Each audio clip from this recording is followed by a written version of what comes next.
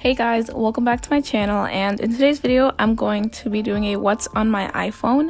So I own the iPhone XR in product red. I chose product red because 100% of all the money generated goes to fund HIV and aid programs on the ground in sub-Saharan Africa, so choosing a color was a very easy choice. And for my case, it's just a simple $6 clear case from Amazon. A brief overview of my iPhone. I usually like to keep the apps by itself and not have folders because I don't really like the way it looks, and I like that everything is accessible. And my phone is typically on light mode in the day, and when the sun sets it is on dark mode. I really like both, so I decided to just alternate. I'd also like to take a moment to thank today's sponsor, Skillshare. Skillshare is an online learning community where thousands of inspiring classes are offered for creative and curious people. They offer classes designed for real life, such as productivity, organization, illustration, design, and more. With Skillshare, you can spend time deepening existing passions and learn lessons that could help you with your own self-expression. Skillshare offers this membership with meaning as you are able to immerse yourself in a community with the support of fellow creatives. Skillshare is built for creators and learners of all different kinds of levels who wish to not only build your interests, but to also grow as individuals. Personally, I've been enjoying Danielle Crease's class on creative breakthroughs, which teaches 8 exercises to power your creativity, confidence, and career. Her tips and lessons she has learned from her writing and illustration journey has definitely inspired me to continue making content. There are no ads or specific schedules, and Skillshare is always launching premium classes, so you can continue to stay focused. If you are interested, Skillshare is also very affordable, being less than $10 a month with an annual subscription. Especially during recent events when it is important that your voice be heard for the betterment of society, it's time for you guys to explore your creativity, and to begin, you can click the link in my description box where the first 1,000 people will get a 2-month free trial of premium membership. Now back to the video. So when you first open my phone, you see a black and white default Apple wallpaper that matches the wallpaper on my iPad. So the home screen is where I keep most of the apps that I barely use. The first app is the calendar app. I only refer to this app whenever I want to plan ahead on events or uploading dates. And then there's Mail, which is offloaded since I use Gmail. And then I have Clock, which is where I have all my alarms. I have so many because it takes a long time for me to wake up, so I always have to make sure to put on the alarm 5, 10, and 15 minutes before and after. Then I have Maps, Weather, and I also have the Notes app. This app is actually one of my most used apps other than my social media apps, because every time I have an idea or I have a link, I always open this app and jot it down, so I have hundreds of notes in my iCloud drive. Moving on, we have more offloaded apps, which are reminders, stocks, and more irrelevant apps. And then we have voice memos, which is where I record all my voiceovers for all my videos. So there are hundreds and almost thousands of voice memos because I always forget to delete them when I'm finished.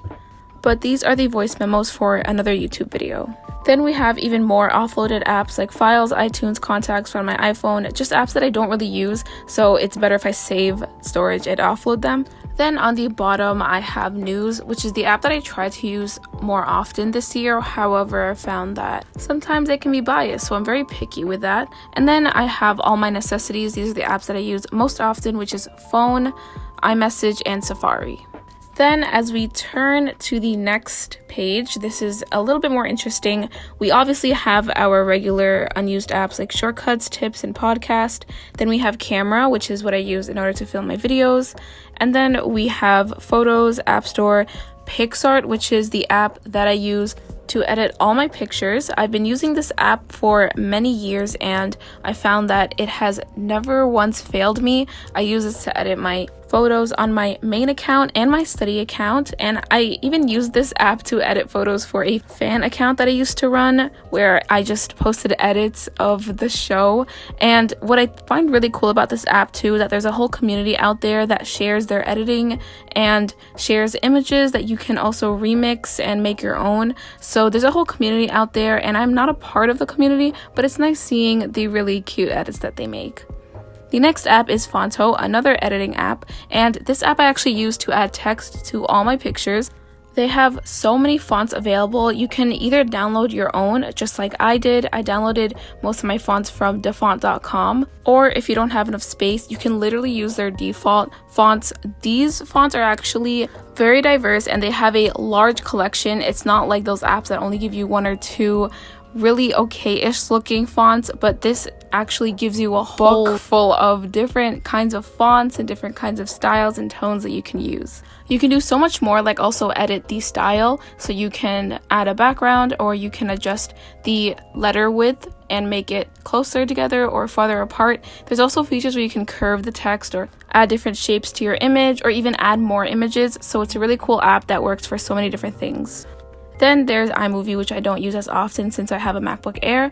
And then we have Spotify, where I obviously listen to my music. My taste in music is actually very diverse. I like listening to rap, or I can listen to K-pop, or I'll just listen to Broadway musicals, which is the main thing I listen to. It's always my go-to playlist, but I'm always open to exploring more music. My recent playlist that I've been putting on repeat every time I play volleyball or when I work out would be Jaden Smith's album. We then have Google Drive, which I use to download files, and it is a very big necessity on my iPhone. And then we have YouTube, where obviously I watch videos. If you scroll through my home feed, it's a nice combination of college apps, the Try Guys, and a bunch of lifestyle fashion YouTubers. I also, of course, watch study tubers.